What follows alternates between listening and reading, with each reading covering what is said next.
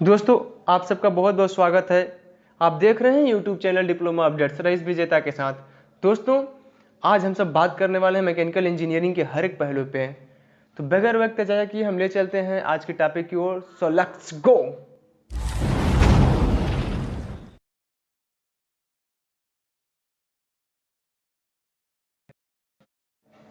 घंटों का सफर मिनटों में तय कराते हैं। हम मैकेनिकल के इंजीनियर हैं जनाब, हवा की स्पीड से गाड़ी चलाते हैं। मैकेनिकल के इंजीनियरों को समर्पित मेरी यह लाइन उनके सामर्थ्य और कर्म कौशल और उनकी योग्यता को दर्शाती है।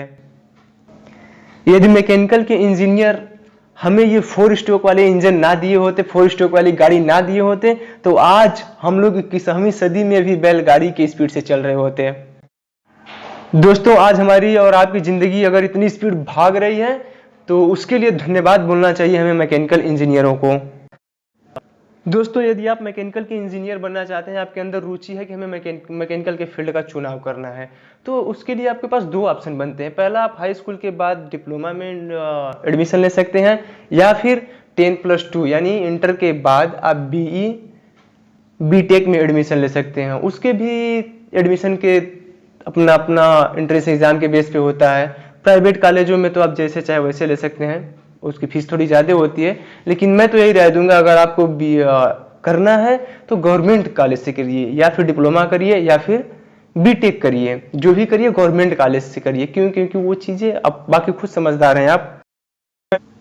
यदि आप डिप्लोमा करना चाहते हैं तो डिप्लोमा करने के लिए आपको एंट्रेंस एग्जाम देना होगा। एंट्रेंस एग्जाम में नियर अबाउट 200 या फिर 150 के आसपास अगर आप नंबर लाते हैं तो उम्मीद कर सकते हैं कि आपको गवर्नमेंट कॉलेज अलॉट हो जाएंगे।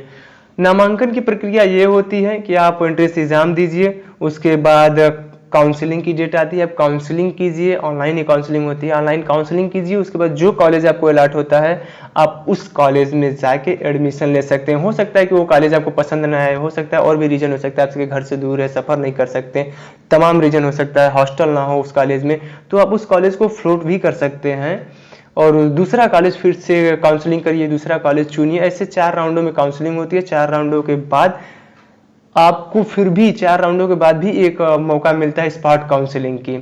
तो मैं तो राय यही दूंगा कि भाई 1-2 में क्लियर कर लो। अगर अच्छा कॉलेज मिल रहा है, क्लियर करके आराम से एडमिशन लेके अच्छे से अपने तन मन धन से पढ़ाई करिए। दोस्तों, यदि मैं डिप्लोमा की फीस की बात करूं तो जनरल और ओबीसी के जो कैंडिडेट होते हैं उनकी फीस इक्वल होती है, और वो फीस होती है 10 से 15,000 रुपए। हाँ, SC ST के बच्चों को थोड़ी सी किफायत मिल जाती है और उन्हें आरक्षण मिल जाता है, उसकी वजह से उनकी फीस होती है 2 से 5,000 रुपए। अब मैं बात करता हूं कि आपका कोर्स कितने टाइम का होता है। 3 ईयर का कोर्स होता है, सेमेस्टर वाइज होता है, 6 सेमेस्टर होते हैं। आप 6 सेमेस्टर क्लियर कर लेते हैं तो आपको मिलती है डिप्लोमा सर्टिफिकेट।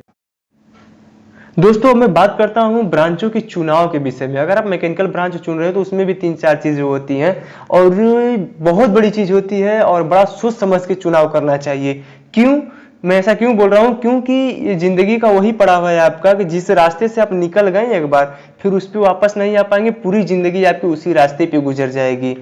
तो ब्रांचों की चुनाव बड़ा सोच समझ और बड़ा ठहराव के साथ लेना चाहिए। और सबसे बड़ी चीज की, अब ब्रांचों का चुनाव अपने इंटरेस्ट के अनुसार लेना चाहिए। क्यों? क्योंकि आप काम करना है, लोगों की राय सलाह से नहीं चलता। आप अच्छे से पहले अपने आप को देखो, मुझे क्या करने में मजा आएगा, मुझे क्या चीज पसंद है, उसके हिसाब से आप अपने ब्रांच को चुनिए।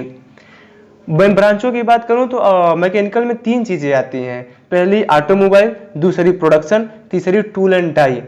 और मैं मैकेनिकल की जॉब जहां भी आती है वहां पे ऑटोमोबाइल, प्रोडक्शन और टूल एंड डाई के कैंडिडेट अप्लाई कर सकते हैं। यदि आफ्टर डिप्लोमा के बाद आप जॉब के लिए जाते हैं तो ऑटोमोबाइल सेक्टर में आपके पास 3 ऑप्शन होते हैं और वहां पे भी बड़ा सोच समझ और विवेक के साथ आपको चुनना चाहिए। पहला सेक्टर ये होता है प्रोडक्शन डिपार्टमेंट, दूसरा होता है मेंटेनेंस डिपार्टमेंट, तीसरा होता है क्वालिटी डिपार्टमेंट। हाँ, 2 और भी हैं, डिजाइन है और R&T है। तो डिजाइन और R&T थोड़ा सा, लेकिन हाँ, ये जो 3 है, प्रोडक्शन, मेंटेनेंस और क्वालिटी, इन तीनों में से बड़ा सोच समझ के आपको चुनाव करना चाहिए, जिसमें आपको लगे कि हाँ मैं इसमें कर सकता हूँ, अच्छा कर सकता हूँ, बेहतर कर सकता हूँ। उन तीनों में से किसी एक का चुनाव करना चाहिए, अच्छे से करना चाहिए। सबसे अच्छी बात अगर मैं करूँ तो सबसे मुझे लगता है कि सबसे बेटर क्वालिटी डिपार्टमेंट का चुनाव करना चाहिए। उसके बाद अगर आप उसमें साल 2 साल काम करने के बाद अगर आपके पास थोड़ा सा एक्सपीरियंस आ जाता है, उसके बाद आप प्रोडक्शन डिपार्टमेंट में एंट्री मारिए, और बड़ा ये ईजी है, ये आप कर सकते हैं। उसके बाद जो ग्रोथ होता है मैकेनिकल में वो थोड़ा मजेदार होता है। तो दोस्तों ये थी मैकेनिकल से जुड़ी हुई कुछ बेसिक चीजें जिन पे आज मैंने थोड़ी सी चर्चा की। और प्राइवेट सेक्टर में कौन कौन सी कंपनी है जिसमें आप जॉब कर सकते हैं, गवर्नमेंट सेक्टर में कौन कौन सी वो जॉब है जो मैकेनिकल के स्टूडेंट जॉब कर सकते हैं, और बेहतरीन जॉब कौन सी है, इन बहुत सारी चीज़ों पे मैं बात करूंगा लेकिन अगली वीडियो में। क्यों? क्योंकि ये वीडियो बड़ी हो जाएगी। जाते जाते एक परामर्श दिए जाता हूँ आप लोगों को, ये मेरी ज़िंदगी का तजुर्बा है, एक्सपीरियंस है, मुझे लगा कि आप लोगों के बीच में रखना चाहिए। थोड़ा सा ये जो मैकेनिकल ब्रांच है अभी अपने इंडिया में, पिछले 4-5 सालों से इसका रिकॉर्ड उठा के देखिए ना, तो थोड़ा तकलीफ वाली है। तकलीफ वाली मैं इसलिए बोलता हूँ कि कुछ ठीक ठाक नहीं है। तो बाकी आपका टैलेंट, आप क्या चाहते हो, आई डोंट नो। आपके अंदर क्या है वो आपकी काबिलियत मैं नहीं जान सकता। तो मैं नहीं कहता कि बिल्कुल बुरा है, बिल्कुल चुनाव मत करिए, लेकिन थोड़ा सा सोच समझ के ब्रांच में अगर आप जाना चाहते हैं तो पहली गहराई से पूरी चीज को जान लीजिएगा, उसके बाद इसमें एंट्री करिए। दोस्तों यदि आप हमारे चैनल को सब्सक्राइब कर लिए हैं तो उसके लिए सहृदय धन्यवाद। यदि सब्सक्राइब नहीं किए हैं तो प्लीज़ चैनल को सब्सक्राइब करें। आपकी एक सब्सक्राइब और एक लाइक से हमें नहीं, दुनिया के हर यूट्यूबरों को बड़ा मतलब एक पॉजिटिव एनर्जी मिलती है और काम करने की हिम्मत मिलती है। और चैनल को सब्सक्राइब करने के बाद कमेंट में अपना नाम और कॉन्टेक्ट नंबर जरूर सेंड करें। क्यों? क्योंकि हम अपने सब्सक्राइबरों के नाम का करते हैं लकी ड्रा। उस लकी ड्रा में जिस खूबसूरत इंसान का नाम आता है उसे दिया जाता है एक एंड्रॉयड फोन। तो हो न हो अगला नाम आपका हो। तो दीजिए अब रईस विजेता को इजाजत। परमेश्वर से दुआ करूंगा परमेश्वर आप सबको महफूज रखे। जिंदगी रही तो फिर मिलेंगे। My great India, my great India, जय हिंद।